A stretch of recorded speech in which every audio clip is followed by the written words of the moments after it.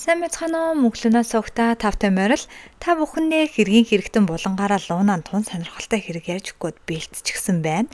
Дрю Петерсон бол Чикаго хотын хуучин цагдаа бөгөөд түүний салсан 3 дахь эхнэр нь гэртээ маш эвгүй сэжигтэй нөхцөл байдалтайгаар нас барсан олдсон. Харин түүний дараачийн эхнэр болох 4 дахь эхнэр нь нэг л өдөр олс хороггүй алга болчихсон. Танд энэ амар сонсогдож байна уу? Тийм бол та лайк болон subscribe дараад хэрэгтэй ороод ирээрэй.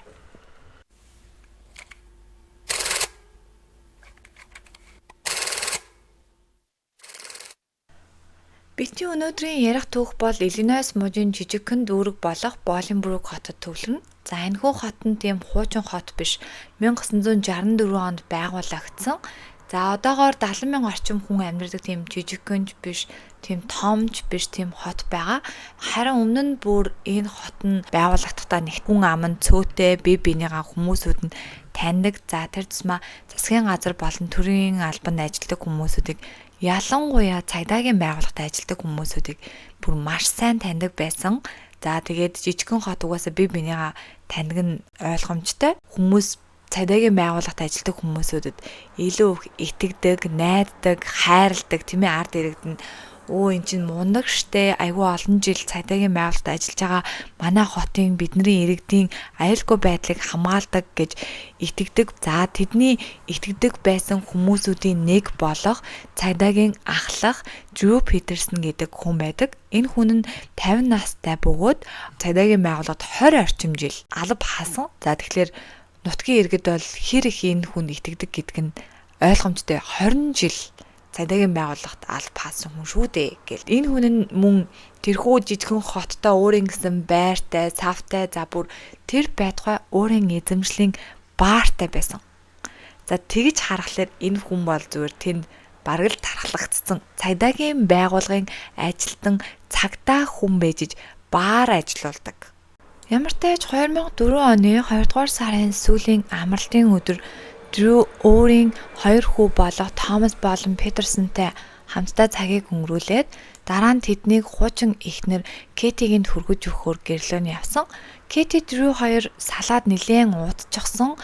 Салахдаа хүүхдүүдэд дундаа асран хамгаалнаа гэсэн тохиролцоо хийгээд амралтын өдрүүдээр бол Дрю хүүхдүүдийг харж хамгаалдаг, асардаг, цагийг хамт өнгөрөөдөг. Харин ажлын өдөр болон хичээлийн өдрүүдээр Кэти хүүхдүүдийг хардаг ийм тохиролцоотой салсан хосууд Дрю яг л одоо энгийн 7 хоногийн адил хүүхдүүдтэйгээ хамт амралтын өдрүүдийг өнгөрөөчөөд Кэтигийн хүргэж өгсөн. Ингээд хөвгүүд хамтдаа ээж дээрээ очиод хаалганд тогтсон боловч хаалгыг хинч хариулж, хинч хаалга онгоолгоогүй. За нэлээд тогшлоо байдгүй.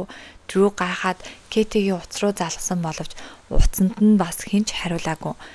Ингээд Дрю гайхаж эхлэнгүүтээ за Кэти ойрхон дэлгүүр явсан байж магадгүй. Эсвэл нэг тийшээ ойрхон гарсан бах. Ингээ бид нартэй яг зөрчлөө. Тийм болохоор жоохон хүлээж ия гэж бодоод Дрю хөвгүүдтэйгээ хамт Кэтигийн гэрийн гадаа хүлээсэн. Түүний утас руу дахин залгасан. Гэтэ ямар ч хариу байгаагүй. Хаалгын дахин тогшсон. Гэтэ бас л хинч хариулаагүй. Ингээд нэлээд хүлээснээ эцэст нар жаргаад хүүхдүүд ядарч эхлэх үед Дрю за одоо яах вэ гэж бодонгуудаа хүүхдүүд маргааш сургуультай, би бас ажил төрөлтэй учраас энд ингэж байж болохгүй. Тиймээс хүүхдүүдийг буцаагаад машинд нь суулгаад авч яваад гэрлүүгээ буцаад явсан тэр гурав. За ингээд маргааш нь Дрю хөвгүүдийг сургуульд нь хүргэж өгчөөд өөрөө Кэтиг нь буцаж ирсэн.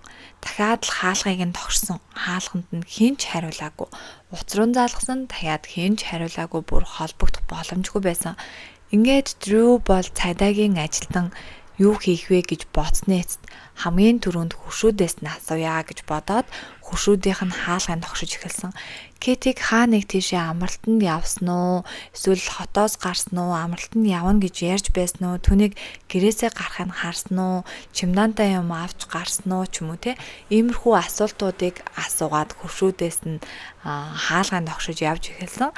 Гэтэ хөршүүд бол Кэтиг хамгийн сүүлд хизээ харснаа бараг тэд нар санахгүй байна, мэдгүй байна. Кэтидээ сүүлд хэд хоног таараагүй ч юм уу тиймэрхүү юм ярьж эхэлсэн.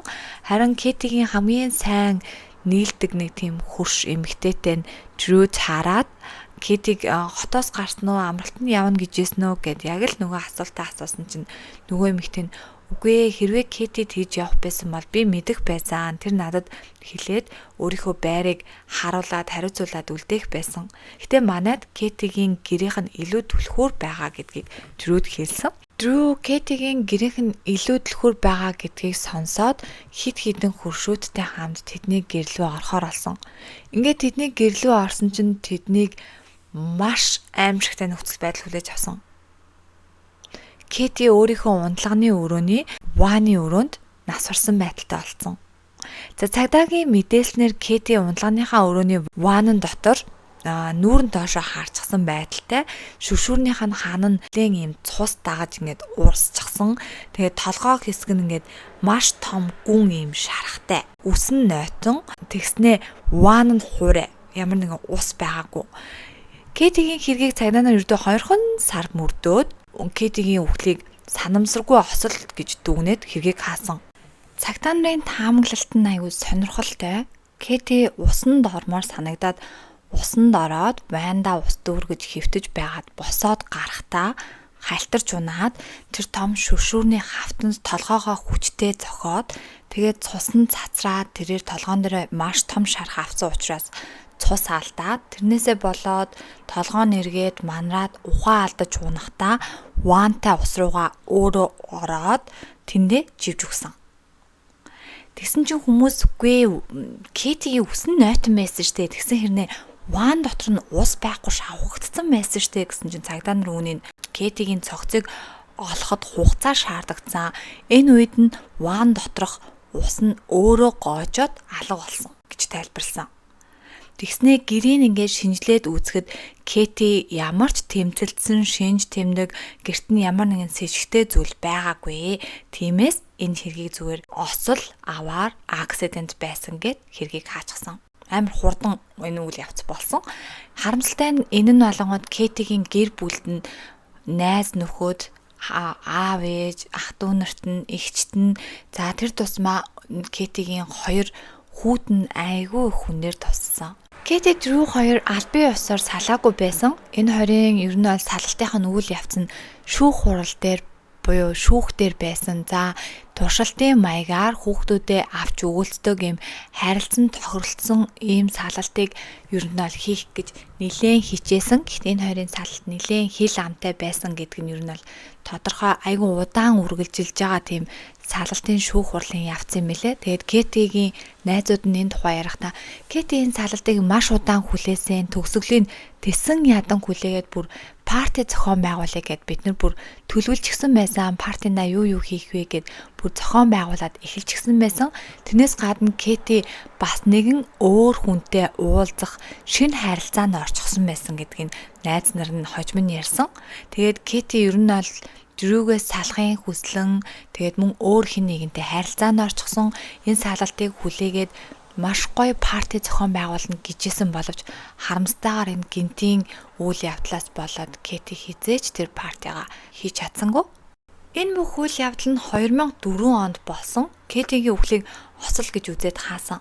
Харин Дрю болон түүний хөвгүүд нь цаашаа амьдралаа үргэлжлүүлэх ёстой. Гэхдээ ээжийнх нь гинтийн нас баралт гинтийн үхэл нь бол яалтчгүй хөвгүүдэд дааж давшгүй маш их хүнд зовлон хэцүү хүнд байсан гэдэг нь ойлгомжтой. Харин Дрюгийн хувьд бол тийм байгаагүй. Яаж гэвэл Дрю айл хизээний өөр хүнтэй суужсан байсан. Гайхалтай заяа. Дрю Кэти хоёр чинь гэрэлтэй цуцлуулгаар шүүх хурал дээр үйл явц нь болж байгаа хэрнээ нөгөө талд Дрю айл хизээний өөр эмэгтэйтэй суугаад хамт амьдрал нь эхэлчихсэн байсан. Дрюгийн тухайн 4 дахь эхнэр нь Стеси гэдэг нэртэй 20 настай орон нутгийн захиргаанд ажилладаг эмэгтэй. Дрю Кэтигээс салах өргөдлөө өгснөөхөө дараа хэдхэн 7 хоногийн дараа Дрю Стесигээс гэрлэх санал тавиад тэр хоёр 2003 оны 10 дугаар сард хурим байсан. Харин тэдний хуримн дээр нэг сонирхолтой зочин орж ирсэн. Тэр зочин нь тэр хоёрын дундаас гарч ирсэн 3 сартай охин. Дрю Стеси хоёрын дундаас шүү дээ 3 сартай охин байсан. Тэгэхээр тэр хоёр бүр айл хизээний салах өргөдлөө өгөхөөсөө ч өмнө гэр бүлээс гадуур харилцааг Дрю хийдэг байсан байгаа байхгүй юу? За одоо хэдүүлээ 2007 он руу явъя заяа. 2007 онд Стейси 23 настай, харин Дрю 53 настай. Энэ хоёр гэрлээ 4 жил болчихсон. Дундаасаа 2 хүүхэдтэй, 2 охинтой. Хамгийн анхны нөгөө хуримд нь оролцсон 3 сартай охин. Тэгээд тэр охиныхон дараа нь дахиад нэг охин төрсөн. Тэгэхээр ингээд яг он цаг тооллоор нь хөөгд үзүүл заяа. Стейси бараг 17-8 настай, бараг л нас нь хүрээгүй байхдаа 50 орчим насны Дрютэй ямар нэгэн харилцаанд ороод бүр ингээд хүүхдийг гаргаад хүүхэдтэйгээд гэр бүл болоод явчихсан байгаа байхгүй юу. Гэхдээ энэ хоёрын хурим нь ингээм амар хэцүү байсан. Токсик, хэрүүл маргаан, тэгээд Стейсигийн найзууд нь байнга л Стейси Дрюгээс салмаарай үүнийгээ би яаж үйлдэл болох уу гэж ярьдаг байсан гэж ярьсан. Харамсалтай нь үүнийгээ Стейси хизээч үйлдэл болгож чадаагүй. Учир нь 2007 оны 10 дугаар сарын 29-нд Дрюгийн өмнөх эхнэр Кэти нас барснаас хойш 3 жил хагасын дараа Стейси алга болчихсон.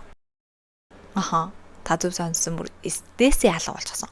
Дрюгийн 4 дахь эхнэр нь алга болчихсон. Стейси алга болохоос өмнөх өдөр нь 2007 оны 10 дугаар сарын 28-нд өөрийнхөө эгч Кассандратай уцаар яриад тэдний байшингийн будгийг нь хамтдаа будаж дуусгая гэсэн юм төлөвлөгөө план гаргаад мөн танад очихоос өмнө өглөө би залганаа гэж хэлэнгүүтээ уцаа тасалсан. Гэтэ харамсалтай нь Стейси эгч рүүгээ огт залхаагүй, гэртэн ч очиагүй, ингээд сураггүй алга болчихсон. Хүмүүс бүр гайхаад Стейсиг яагаад алга болчихваа гэд эрен сурвалжлаад бүгд хайлж эхлэхэд Дрю цагдаа нарт Стейси 28-ны шөнө дуунд над руу залгаад намайг орхиод өөр залуутай хамт явхаар болсон тухайгаа хэлээд алга болчихсон. Би тэрнээс хойш Стейситэй холбогдож чадаагүй гэж Дрю цагдаа нарт мэдүүлсэн. Үүнийг сонссон Стейсигийн эгч Кассандра болон Стейсигийн найзууд нь үүнд нь огт итгэхгүй юу яриад байгаа юм бэ? Стейси Дрюгээс салахыг хүсдэг байсан үнэ. Гэхдээ хизээч өөрийнхөө хүүхдүүдийг, өөрийнхөө охтуудыг орхиод тэр амиа бодоод зүхтаахгүй байх байсан. Энэ бол яалчгүй Дрю худлаа ярьж байна. Энийг сайн шалгах хэрэгтэй гэд найз нөхөд болон гэр бүл нь цагдаагийн байгууллагт гомдол гаргасан. Иннээс болоод ер нь бол орон нутаг бол бөөм болсон. Яагаад гэвэл 53 настай 20 жил цагдаагийн газар алба хаасан Дрю Питерсний 3 дахь эхнэр нь гэртээ сэжигтэй нөхцөл байдалтайгаар нас орчихсон олцсон. Харин түүний 4 дахь эхнэр нь хинтэй ч холбогдоогүй, хинд ч харагдаагүй алга болчихсон. Стейсиг эрэл хайгуулын баг үүсгээд 3 дахь хоног дээр нь Кэтигийн буюу нас орсон хуучин экс эхнэрийнх нь найз нөхөд гэр бүл нь Кэтигийн үхлийг дахин сөхөж, дахин энэ хэргийг нээж шинжлүүлмээр байна гэсэн хүсэлтийн дагуу цагдаа нар энэ хэргийг дахин сөхөөд Кэтигийн буушийг гаргаж ирээд 2 дахь удаага залан шинжилгээ хийсэн. Ингэсэн чинь хүмүүс бүр амар хандлт өгөөд хүүе эн чи юу болоод байна? Өмнөх эхнэрийнхээ үхэл тас буруутай байсан юм уу?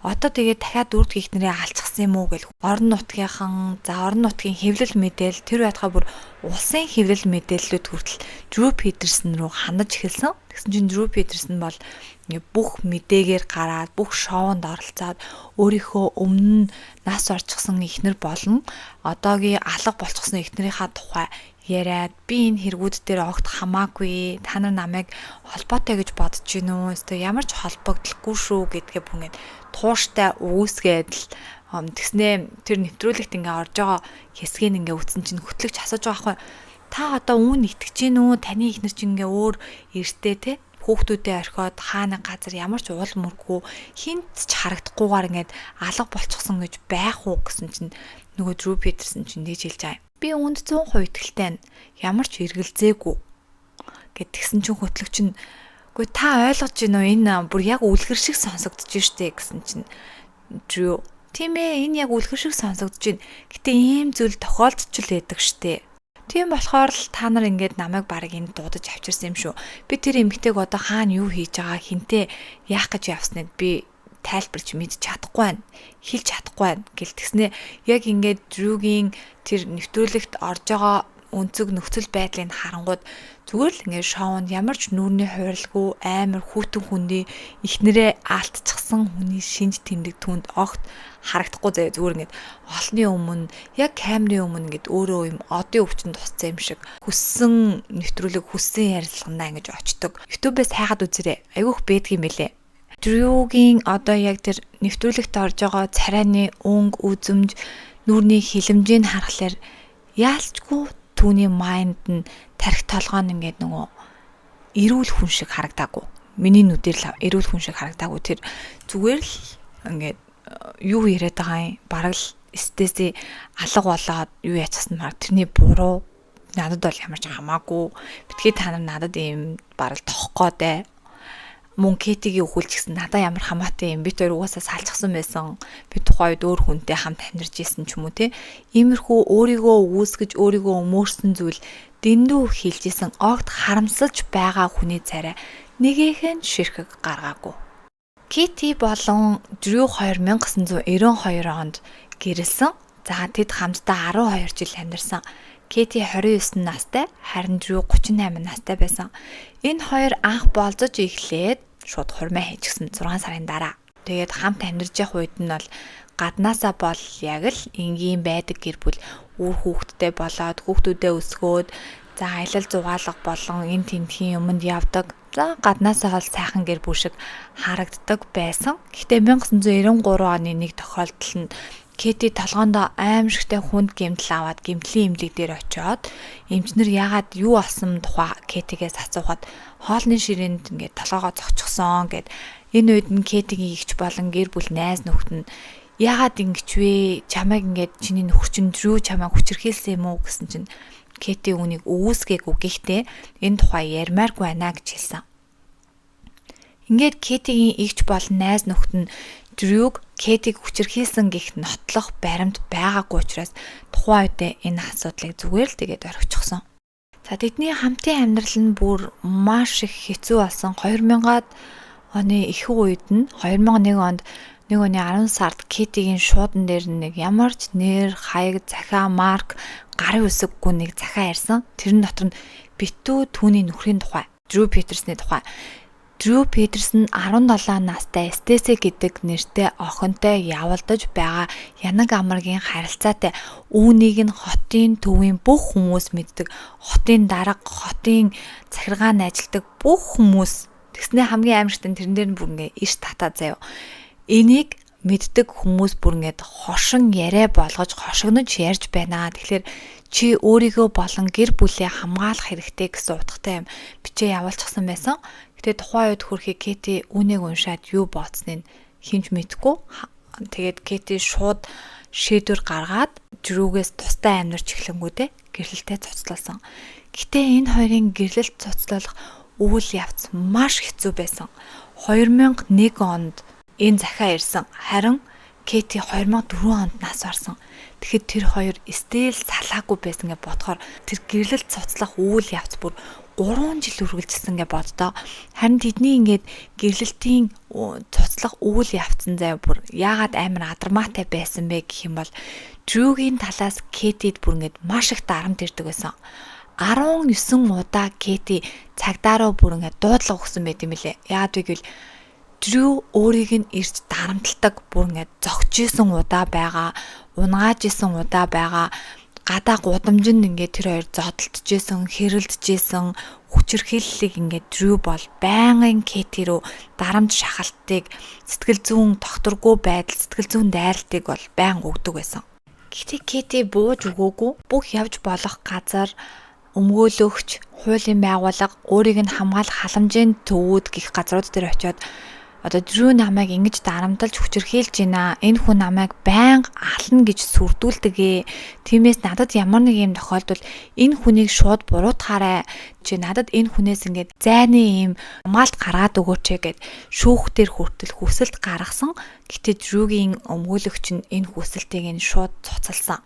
Тэрнээс болоод Дрю хүссэн үедээ Кэти дээр очиод Кэтиг дарамталдаг. Чи надаас юу нэгэ салж чадахгүй гэсэн байдалтайгаар харин энэ бүхт нь олонгод Кэтид айгүй хэцүү байн Дрюгээс айдаг, үнэхээр их айцтай, түүнээс салахыг маш их хүсдэг.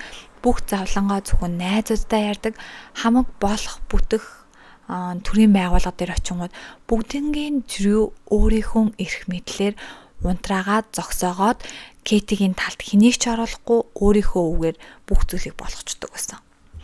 Тэгээ бүр хожим нь Кэтигийн эгч Сьюгийн хэлснээр Кэти эгчтэй бүр ингэж ярьжсэн. Түүний нөхөр нь цагдаа учраас өөрийг нь санамсаргүй байдалтай юм осол юм шиг харагдуулж алчаад тэнгүүдээ өөрөө хэрэгээс зүгээр л мултарчих бах та гэж бүр эгчтэй ярьжсэн гэж боддоо. Тэгэхээр ч бүр ингээд Кэти нөхрийгөө ямар хүн бэ гэдгийг бараг л мэддэг байсан гэдг нь ойлгомжтой хаацтэй. Гэтэ бүр амар ёо.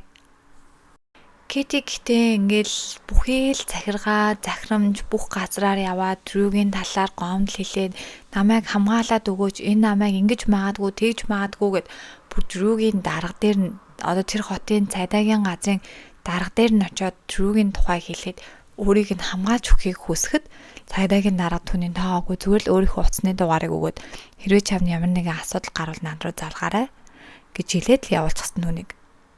Кэти ихтэй бүр сүлдө аргаа барсан байгаа. Яагаад гэвэл 3 жилийн турш гэр салах үйл явцсан болж явах үед хинч түүний талд орохгүй тэгээд тэр нэг аимшигтай хүнээс байнгын дарамт ирдэг. Тэгээд нэг өдөр л энэ бүх зүйл дуусах байхаа гэж ботсон. Тэгэл яалчгүй нэг өдөр л харамсалтайгаар нэмэгтэй дууссан. Ямар ч тач 2007 онд Стеси алга болчихсон. Харин Кэтигийн гэр бүл болон найз нөхдийнх нь хүсэлтээр Кэтигийн задлан шинжилгээг нь дахиж хийгээд 2 дахь удаагийн задлан шинжилгээнийх нь хариу нь гадны хүчин нөлөөтэй буюу хүн амны хэрэг байх магадлалтай байна гэсний дагуу цагдаа нар Дрюг 2009 онд баривчлаад харин түүний шүүх хурал нь 2010 онд эхэлсэн. Тэр хүртэл ер нь Дрю шоронд хоригдчихсэн гэсэн үг.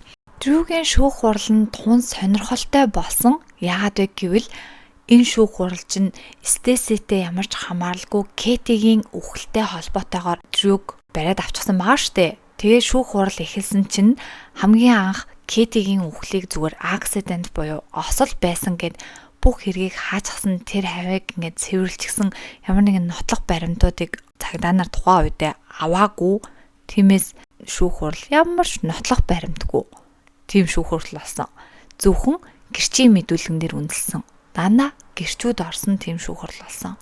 Энэхүү шүүх хуралд яллагч тал буюу прокурорууд Дрюг Кэтигийн үхэлд буруутгахын тулд салалтын үед Кэти болон Дрю хоёрын айгүй хурцдмал аимшигтай тийм нөхцөл байдлын тухай нэлээд судлаад тэгээд түүнийг шүүх хурал дээр гаргаж ирсэн. Дрюгийн талаас Кэтид үргэлж хүчирхийлэл амсуулдаг байсан. Кэти бүхий л газраар явсан боловч түүнд хинж туслаагүй. Харин тэр хоёрын тэр нөхцөл байдлыг нь хажуу талаас нь харсан гэрчүүдийн ер нь дам яриаг энэхүү шүүх хуралд оруулсан. Ямар нэгэн үнслэлтэй баттай тийм ил тод баримтууд бол байгаагүй. Данаа л дам яриа хүмүүс би тэр хоёрыг гудамжинд тэгж задлаад тэгээд нөхөр нь эхнэрийгээ тэгж дүлхээд тэгсэн чинь тэгээд гэсэн тиймэрхүү яриануудаар энэ шүүх хурал явсан. Тэгсэн чинь энэ бүхнийг сонсоод Дрю үгүй би тийм хүн байгаагүй, би тийм хүн биш. Би хизээж эхнэрүүдтэй эмэгтэй хүнд би гар хүрж байгаагүй. Кэти харин ч намайг уруу татгаж оролддог байсан. Тэр үед нь би Кэтиг намайг битгий уруу татгаатай гэж би түүнийг дүлхижсэн болохоос ш түүнийг хизээж хүчирхийлж түүнийг газар түлхэж унааж тохиж зодож байгаагүй гэж өөрийгөө эрс өмөрсөн. За энэ шүүх хурлын явцад нэг амар сонирхол татгууц мэдүүлэг нэг хүн өгсөн. Энэ хүн нь бол Harry Smith гэдэг гэр бүлийн салтын өмгөөлөгч. Тэр хүн Стеси алга болохоос өмнө над дээр ирж уулзаад ингэж хэлсэн бай. Кэтигийн үхэлд бол Дрю шууд холбоотой. Түүнийг бол Дрю алчихсан. Харин би түүнийг мэддэг байсан ч гэсэн хүнд ч хэлж болохгүй байсан. Би үүнээсээ маш их айж байна. Дрю хэрвээ одоо намайг тэр зүйлийг хэн нэгэнд хэлчихвээ гэж бодож байгаа бол намайг ч гэсэн бас адилхан байдалд оруулах болов уу гэж өмгөөлөгчөөсөө асуусан тухайга өмгөөлөгч нь тэр шиг хурал дээр ярьсан. Тухайн үед Кэтигийн хэргийг мөрдөж байхад хамгийн том сэжигт нь Дрю байсан заяо. Харин Дрюг энэ хэрэгт ямар ч хамааралгүй гэдгийг нь Стеси баталсан. Харин Стеси цагдаа нарт яг тэр аллага, яг тэр нас барах үе мөчт нь Стеси Дрю хоёр хамтдаа гэртээ байсан гэдгийг Стеси цагдаа нарт баталснаар Дрю Кэтигийн хэрэгээс мултарч гарч ирсэн байгаа даахгүй юу. Тэгвэл энэ амар чухал мэдүүлгийг Стеси мэддэг байжгаад алга болчихсон гэдгийг нь энэхүү өмгөөлөгчтэй шүүх хурал дээр ярьсан. Энэхүү шүүх хуралд мөн Jeff Factor гэдэг хүн Дрюгийн хуучин хамтран ажилладаг нэг залуу орж ирсэн. Түүний гэрчийн мэдүүлэг нь бол Кэтигийн үхлээс хэдхэн сарын өмнө Дрю надад $25,000 өгөө. Чи харин Кэтиг алах хүн надад олоод өгөөч гэж гуйсан тухайга хэлсэн. Мөн Дрюгийн өмнөх эхнэрийнх нь хүү болох Эрик 1993 онд бяцхан хүүхэд байхдаа Дрю болон Кэтигийн гэрт нь ирээд харин Дрю Кэтиг маш аимшигтайгаар хүчирхийлээд түүнийг шатны уруу чирж байхад нь Кэти ингээд туслаач ээ гэж ингээд ойрлж исэн чинь тэр хүү Эрик түүнд тусалж чадаагүй гэдгийг хэлсэн. Яа тэгэл би тухайн үед хүүхэд байсан. Харин Дрю Кэтиг маш их хүчирхийлдэг байсан тухай энэхүү шүүх хурал дээр бас хэлсэн. Ингээд шүүх хурал ер нь бол маш их хэцүү удаан үргэлжилсэн. Яг л жүжигийн тайз шиг нөгөө Дрюжин хэд удаа хувраад өөрчлөгдөө сэтгэл санааны байдал нь тун докторгүй. За тэгтээ өөрийгөө энэхүү хоёр хэрэг дээр хоёр эхнэрийнхаа энэ асуудлууд дээр ямар ч би хамааралгүй намайг яагаад ингэж байгаа юм бэ гэсэн байдал дээр бол бат зогсчихсон. Шүүхийн ажиллагаа 2012 он хүртэл үргэлжлээд 9 сард шүүгчид Дрю Питерснийг Кэтигийн амийг санаатай хөнөөсөн хэрэгт буруутгаад 2013 оны 2 сард түүнд 38 жилийн хорих ял өгсөн. Харамсалтай нь Стесигийн хувьд бол одоо хүртэл сураггүй алга болсон хүн гэж бүртгэлтэй байд юм элэ. Гэхдээ ядчил Кэтигийн хэрэг дээр 38 жилийн хорих ял авна гэдэг чинь маш сайхан мэдээ. Стесигийн хувьд бол Дрю Питерсон ямар нэгэн зүйл хийсэн гэдэг нь хүн болгон л ер нь бол баг мэдж байгаа юм шиг байгаа юм. Гэхдээ Дрю Питерсон бол үүнийг байнга үгүйсгдэг. Хизээч би энэ хүн амны хэрэгт энэ алга болсон хэрэгт холбоотой байгаагүй. Миний энэ шүүх хурал бол буруу болсон. Хүмүүсүүдийн зүгээр дам ярианаас л намайг үнслэж надад ийм 38 жилийн хорих ял өгчлөө гэдэг ингээд телевиз мэдээл өмгөөлөгчтэй ингээд ханаж болох бүх газар руугаа ханддаг ч гэсэн тэр нь хизээж амжилттай болдоггүй. Ингээд Дрю Питерсон одоо хүртэл шорондоо байгаа. Харин Стесигийн эгч болох Кассандра нь 2021 оны 11 сард ярьслага өгсөн байт юм лээ. Түүн дээрээ юу ч болсон байлаа гэсэн би эгчтэй юу тохиолдсон тухай ингээд заавалжгүй олох болноо. Би хизээж бууж өгөхгүй гэсэн ийм ярьслага өгсөн байсан. Тэгээд үнийг нь хараад үнэхээр л хүний төрсөн эгч дүүнэр те ах дүүнэр ийм л байх бахтаа л гэсэн бодол өөр ирэхгүй төрж илээ. Харин шүүх хурлын үед бол гэрчийн мэдүүлэг өгсөн хүмүүс бол маш хүчтэй байсан. Түүнийг Дрюгийн залуу эмэгтэйчүүдийг байнга сольдог, өөрчилдөг, эхнэрүүдтэйгээ маш зөө бусаар харьцдаг, хүчирхийлдэг байсан тухай шууд бүгд дуу нэгтэйгээр хэлсний үндсэндээр Дрю Питерсонд энэхүү ялыг өгч чадсан. Гэтэл Луна нь энэ хэрэг дээр маш чухал гэсэн ийм хоёр эмэгтэй л нэрийг дурдлаа. Түүнээс Дрютэй холбоотой маш олон эмэгтэйчүүд байдгийн билээ. За хамгийн сонирхолтой үйл явдал нь бол заяа Дрюгийн өөрийнх нь өмгөөлөгч нь хүртэл Иллинойс мужийн дээд шүүхээс гаргасан энэхүү шийдвэрийн найдвартай үндэслэлтэй гэж хүлээн зөвшөөрсөн. Тэгсэн чинь ингээ бодод өстэй тэр хүний бүр өмгөөлөгч нь бүр тэр хүнийг ингээ тийм ээ наадах чинь баг ял авах хөстэй байсан гэдэг ингээ хүлээн зөвшөөрчихсөн байгаа хгүй. Харин үүнд нь Дрю бүр амар шаарлахаад 2015 оны 2 сард заяа шорон дотроосоо хин нэгэнтэй холбогдоод өөрийнхөө өмгөөлөгчийг алуулах хүн хөсөлсөн байсан. Энэ нь баригдаад харин азар өмгөөлөгч нь ямар нэгэн бэртэл гэмтэл аваагүй. Гэхдээ шүүхээс түүнийг дахин хүн алах гэж оролцсон гэд 40 жилийн ял нэмж өгсөн. Тэгэхээр та нар одоо ингэ бодод үзтээ энэ хүн яалтчгүй эрүүл хүн биш учраас өөрийн 3 дахь эхнэрээ гэрт нь алчиж байгаа юм. Тэгээд 4 дахь эхнэрээ бол угаасаа л энэ хүн зохицуулсан гэдэг нь ойлгомжтой. Түүнийг нь хинж баталж чадахгүй байна. Гэтэ ядчил тэр эмэгтэйг нь зогцсон олдоосоо гэж би бүр маш их хүсэж байна. Тэгээд өмгөөлөгчөө бүр алуулах гэж оролцсон гэхээр чинь энэ хүний сэтгэл зүйн майнд бүр үнэхээр тогтворгүй. Түүний хүүхдүүд нь үнэхээр харамсалтай.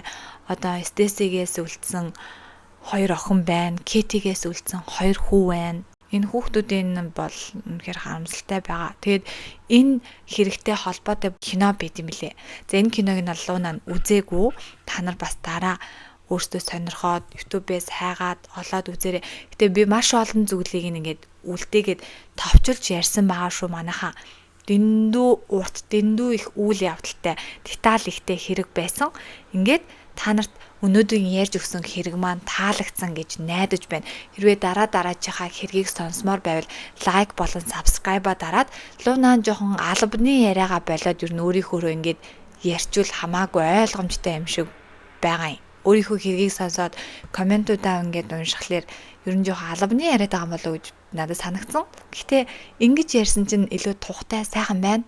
За ингээд дараагийн хэрэг хүртэл түр баяртай. Bye bye.